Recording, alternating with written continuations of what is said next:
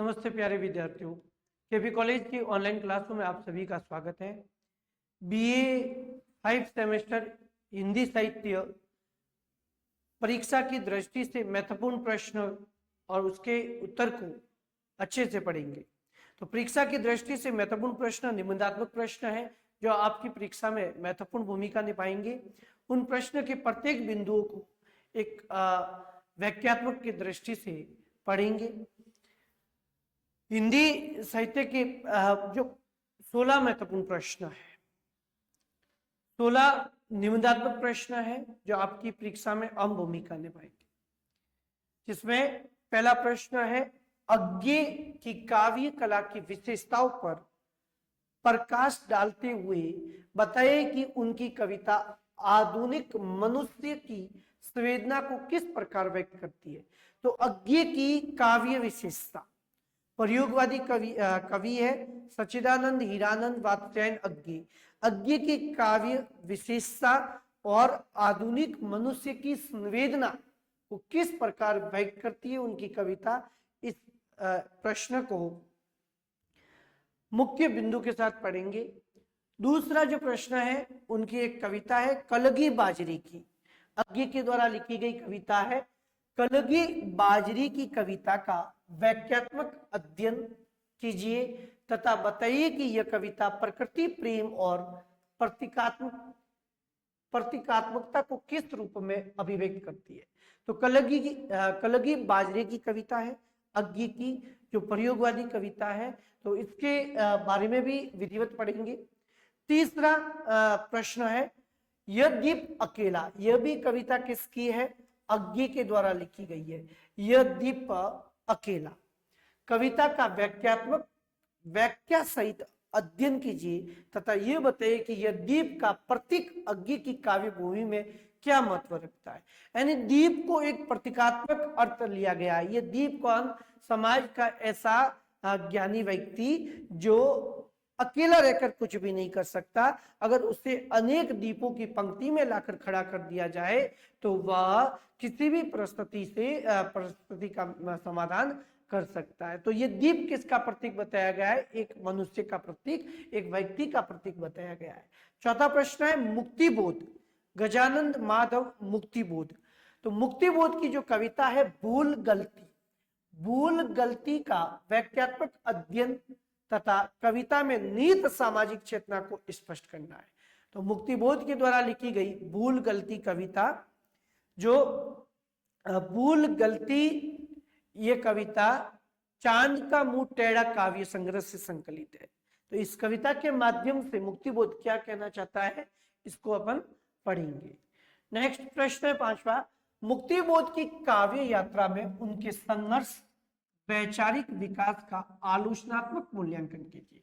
तो पांचवा प्रश्न है, मुक्तिबोध की काव्य यात्रा और उनके संघर्ष और वैचारिक विकास का आलोचनात्मक अध्ययन।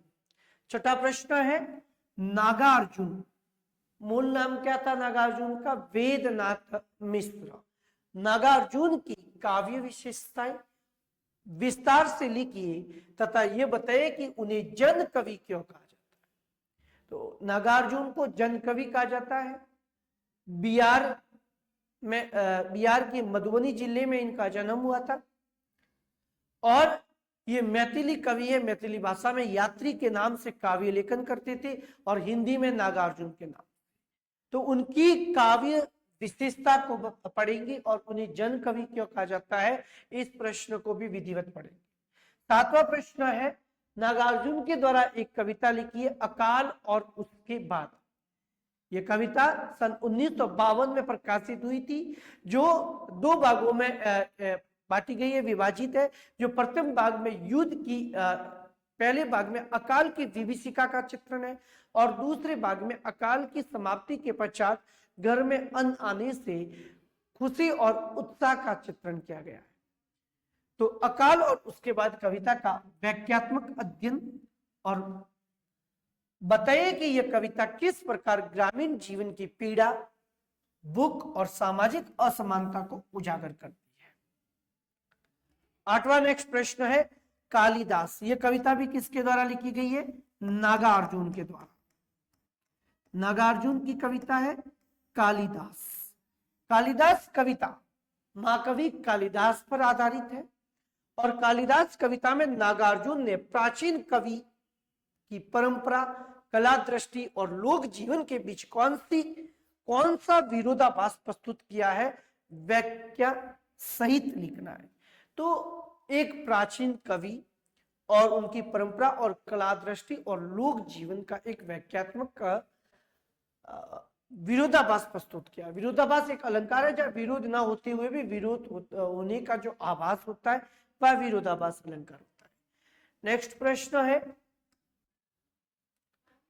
9वां प्रश्न, शमशेर बहादुर सिंह।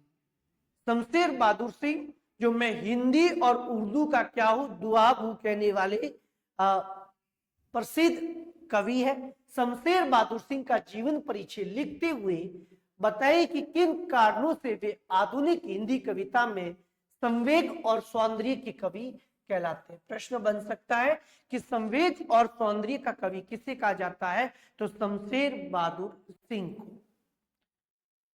सुना सुना पथ है, सुना सुना पथ है किसकी कविता है, ये कविता भी शमशेर बहादुर के द्वारा लिखी गई है, शमशेर बहादुर सिंह की कविता है।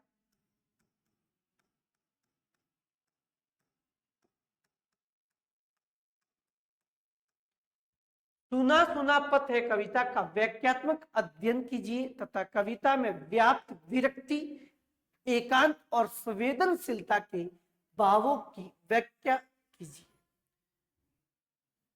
नेक्स्ट 11वां प्रश्न, भवानी प्रसाद मिश्र के जीवन परिचय और साहित्यिक पृष्ठभूमि का विस्तार से वर्णन कीजिए और उनके व्यक्तित्व में कौन कौन सी विशेषताएं उनकी काव्य चेतना को प्रभावित करती है, समझाइए।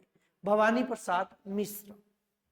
नेक्स्ट 12वां प्रश्न है, ये भी परीक्षा की दृष्टि से महत्वपूर्ण प्रश्न है कि गीत फरोश किसकी कविता है, भवानी प्रसाद मिश्र की। गीत फरोश भवानी प्रसाद मिश्र की कविता है।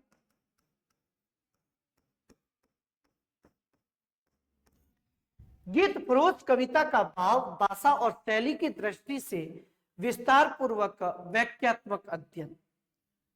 नेक्स्ट 12वां प्रश्न, नचिकेता कुंवर नारायण की कविता है।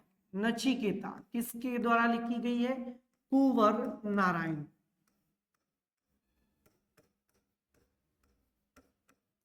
तो कवि कुंवर नारायण के द्वारा लिखी गई कविता नचिकेता कविता का आलोचनात्मक अध्ययन प्रस्तुत कीजिए और नीत, दार्शनिक और नैतिक मूल्य का विश्लेषण कीजिए। 14वां प्रश्न, कवि सर्वेश्वर दयाल सक्सेना के जीवन परिचय एवं उनकी काव्य विशेषता पर टिप्पणी लिखिए। 15वां प्रश्न है, केदारनाथ सिंह के जीवन एवं उनकी काव्य भाषा, संरचना और शैलीगत विशेषताओं पर विस्तृत चर्चा कीजिए। और अंतिम प्रश्न है, रचना की आधी रात। रचना की आधी रात कविता किसकी है, तो केदारनाथ सिंह के द्वारा लिखी गई है। केदारनाथ सिंह की कविता है रचना की आधी रात। इस कविता का व्याख्यात्मक अध्ययन कीजिए तथा इसमें प्रस्तुत आधुनिक जीवन बोध को स्पष्ट कीजिए। तो ये 16 प्रश्न है जो आपकी आने वाली परीक्षा में महत्वपूर्ण भूमिका अदा करेंगे। इन प्रत्येक प्रश्न के उत्तर को अच्छे से पढ़ के जाना है, जो आपको विशेष आपके लिए परीक्षा में योगदान देगी। तो पहला प्रश्न था, अज्ञे की काव्यगत विशेषता और आधुनिक मनुष्य की संवेदना को किस प्रकार उनकी कविता व्यक्त करती है, इसके बारे में विस्तृत अध्ययन करेंगे। तो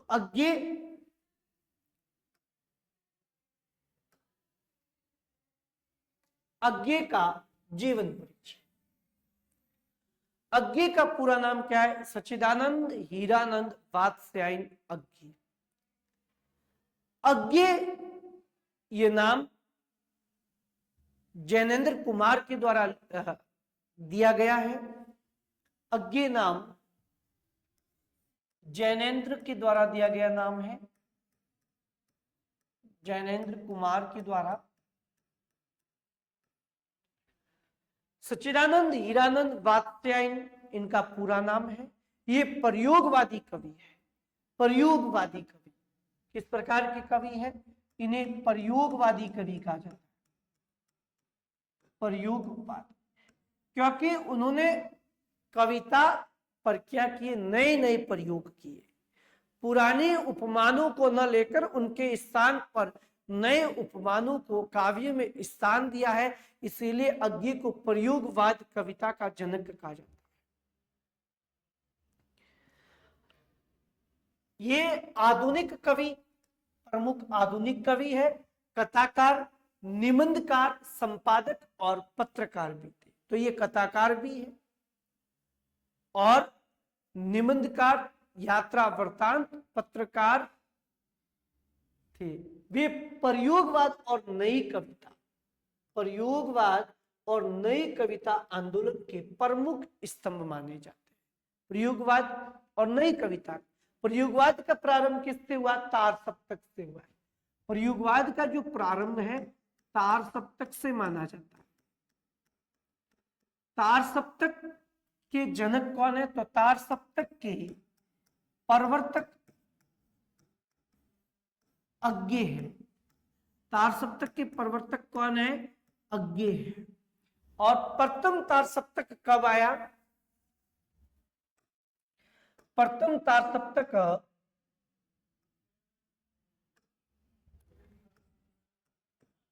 प्रथम तार सप्तक 1943। प्रत्येक तार सप्तक में 7 कवियों का समूह है और तार सप्तक के प्रवर्तक कौन है? सच्चिदानंद हीरानंद वात्स्यायन अज्ञे। और तार सप्तक के प्रारंभ से ही क्या होता है? प्रयोगवाद का प्रारंभ होता है। तो प्रत्येक तार सप्तक में कितने कवि हैं? 7 कवियों का समूह है, 7 कवि। पहला तार सप्तक कब आया? 1943। दूसरा तार सप्तक कब आया? तो 1951 में, 1951 में। और तीसरा तार सप्तक कब आया? तो तीसरा जो तार सप्तक आता है सन 1959 ईस्वी में, 1959 में तीसरा तार सप्तक।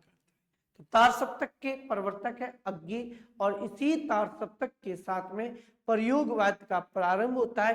प्रयोग का मतलब कि किसी कविता पर पुराने उपमानों पर कविता न लिखकर नए उपमानों पर, नए वस्तु पर जो कविता लिखना है वह प्रयोगवादी कवि। इसलिए प्रयोगवादी कवियों को राव का क्या कहा जाता है? अन्वेषी कहा जाता है। तो अज्ञे का जन्म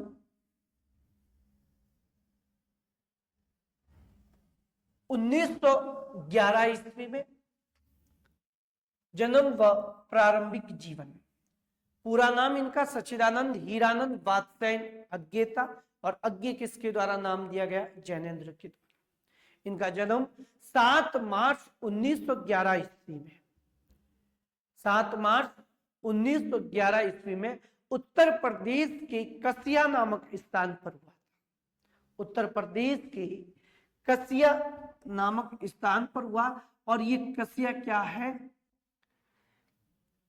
ये इनके पिता पुरातत्व विभाग में थे और पुरातत्व विभाग के खनन के दौरान शिविर में इनका जन्म हुआ था 7 मार्च 1911 में, कसिया उत्तर प्रदेश में। और ये कसिया क्या है? जो भगवान बुद्ध, गौतम बुद्ध की निर्वाण स्थल भी है। ये कसिया गौतम बुद्ध का निर्वाण स्थल, जिसे कुशीनगर के नाम से जाना जाता है। इसी कसिया को किस नाम से जाना जाता है? कुशीनगर के नाम से, जो गौतम बुद्ध का क्या है? निर्वाण स्थल है। और इसी स्थान पर अज्ञे का जन्म हुआ 7 मार्च 1911 ईस्वी में। इनके पिताजी पुरातत्व विभाग में थे और पुरातत्व विभाग के शिविर में इनका क्या हुआ, जन्म। तो पिता एक स्थान से दूसरे स्थान पर पिताजी का तबादला होता गया, इसीलिए इन्हें गुमकड़ प्रवृत्ति का भी कवि कहा जाता है। इनका उपनाम अज्ञे था और पिता का नाम पंडित हीरानंद शास्त्री था। ये क्या थे, पुरातत्ववेत्ता। और माता व्योमलता देवी। पिता हीरानंद शास्त्री और माता व्योमलता देवी। इनकी प्रमुख रचनाएं हैं अज्ञे के द्वारा लिखी गई, जिसमें चिंता, भग्नदूत, इत्यलम, हरिघास पर क्षण भर, इंद्रधनुष रौंदे हुए, पाले में सन्नाटा बुनता था, महावृक्ष के नीचे आदि इनकी काव्य रचना है। भग्नदूत काव्य संग्रह, इंद्रधनुष रौंदे हुए थे, हरिघास पर क्षण भर, आंगन के पार द्वार, आंगन के पार द्वार पर उन्हें सन 1964 ईस्वी में 1964 ईस्वी में साहित्य अकादमी पुरस्कार मिला। साहित्य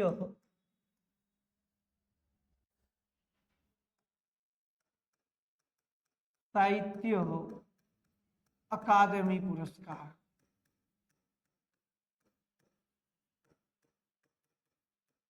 कब मिला, 1964 ईस्वी में। आंगन के पार द्वार और कितनी नावों में कितनी बार, सन 1978 ईस्वी में कितनी नावों में कितनी बार पर इन्हें भारतीय ज्ञानपीठ पुरस्कार मिला। और इसी 1978 में क्या मिला, ज्ञानपीठ पुरस्कार।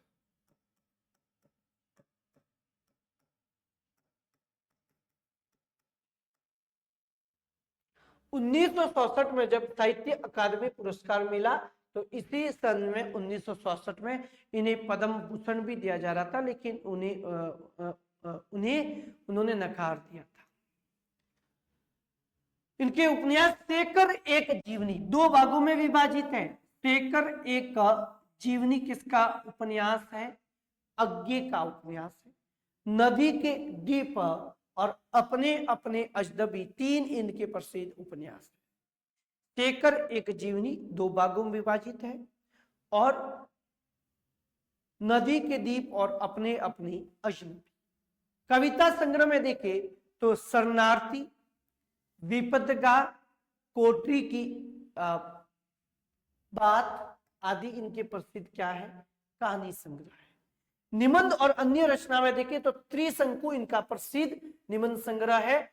आत्मनिपद और अरे यायावर रहेगा यार और एक बूंद सहसा उछली क्या है, दोनों यात्रा वृत्तांत है। अरे यायावर रहेगा याद, इसी यात्रा वृत्तांत के आधार पर इन्हें एक आप कह सकते हो कि यायावर प्रवृत्ति का बना दिया अज्ञे को।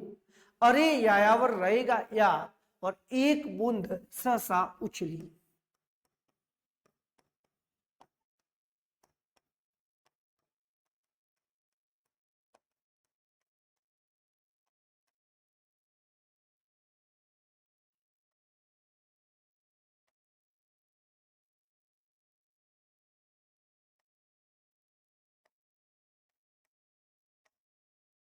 एक बूंद सहसा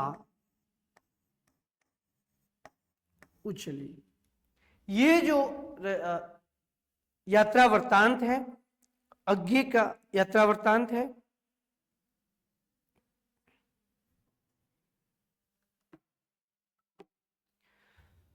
फिर नेक्स्ट इनको जो पुरस्कार दिया गया ज्ञानपीठ पुरस्कार सन 1978 ईस्वी में किस पर दिया गया था, तो वह रचना थी कितनी नावों में कितनी बार। सन 1978 ईस्वी में कितनी नावों में कितनी बार। फिर साहित्य अकादमी पुरस्कार, तो वह है आंगन के पार द्वार काव्य रचना पर इन्हें साहित्य अकादमी पुरस्कार सन 1967 ईस्वी में मिला।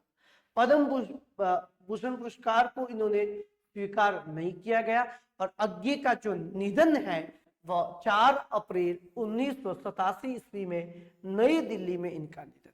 4 अप्रैल 1987 ईस्वी में अज्ञे का निधन। शिक्षा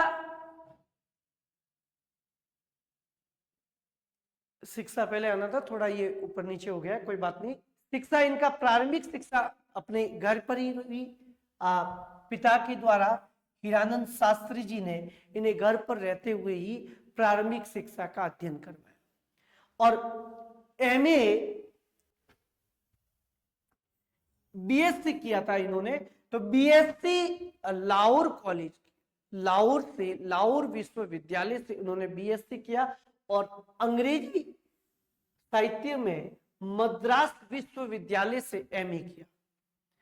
कुछ समय तक वे अध्यापन कार्य से जुड़े रहे। और अज्ञे एक साहित्यिक जीवन में देखे इनका साहित्यिक जीवन, तो अज्ञे बहुआयामी प्रतिभा के धनी है। उन्होंने कविता, कहानी, उपन्यास, निबंध, यात्रा वृत्तांत, आलोचना और पत्रकारिता के क्षेत्र में विशेष महत्वपूर्ण भूमिका अदा की है। उनके साहित्यिक आंदोलन में ये प्रयोगवाद के प्रवर्तक है। प्रयोगवाद के क्या है? प्रवर्तक। प्रयोगवाद यानी नई कविता के नए विषय वस्तु और पर क्या करना? प्रयोग करना। इसीलिए उन्होंने प्रतीकात्मक अर्थ लिए। नदी पर है, सूर्य पर है, उस पर प्रतीकात्मक अर्थ लिए गए।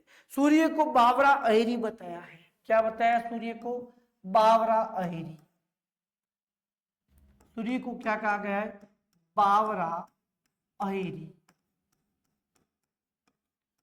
बावरा किसे कहेंगे आप? पागल। और अहेरी शिकारी को कहते हैं। तो सूर्य को एक पागल शिकारी के रूप में प्रतीकात्मक अर्थ लिया गया है।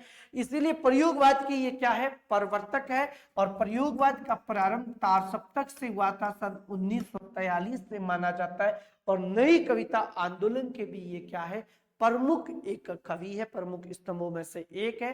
तारसप्तक 1943 में आधुनिक हिंदी कविता की दिशा बदली। तारसप्तक आने से हिंदी के आधुनिक युग की कविताओं में विशेष परिवर्तन आया, बदलाव आया।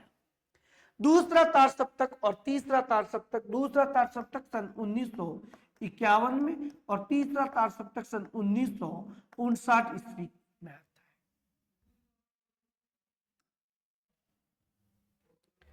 है। अज्ञे के साहित्यिक महत्व को देखें तो ये आधुनिक युग के प्रमुख साहित्यकार माने जाते हैं।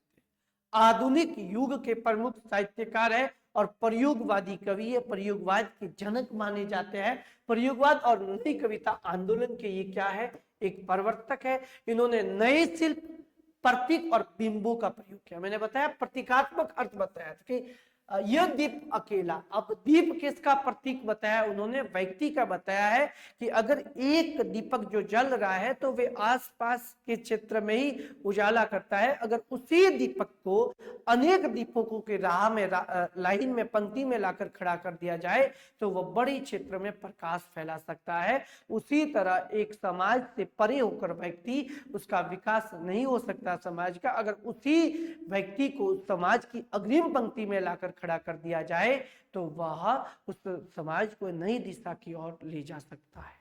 तो उन्होंने नए शिल्प, प्रतीक और बिंबों का प्रयोग किया। इसीलिए प्रयोगवाद कवि के प्रवर्तक है। कविता कलगी बाजरेकी में उन्होंने नए उपमानों का प्रयोग किया है, क्योंकि पुरानी उपमानों को उन्होंने क्या बताया? मैला बताया है।